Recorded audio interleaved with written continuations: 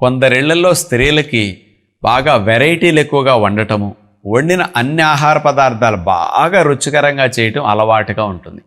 అలాంటి వారు వంటలు తిన్న కుటుంబ సభ్యులందరూ, తోటివారు బంధువులు కూడా అబ్బా ఆవిడ చేతి వంటే వంటండి అని నలుగురు అట్లా పొగుడుతూ ఉంటారు. అలాంటి బాగా వంటలు, ఎక్కువ వెరైటీస్ వచ్చిన స్త్రీల వల్ల కుటుంబానికి ఒక నష్టం ఉంది.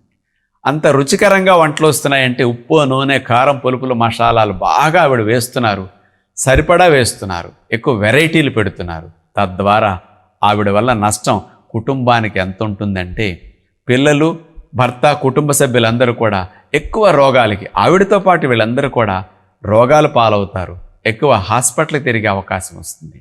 అదే కుటుంబంలో స్త్రీకి ఆరోగ్యాన్నిచ్చే వంటలు కనుక వస్తే ఆ ఫ్యామిలీ అంతా అదృష్టం అవుతుంది. అందుకని ఆడవారికి రావాల్సింది బాగా రుచికరమైన వంటలు కాదు, ఆరోగ్యకరమైన వంటలు.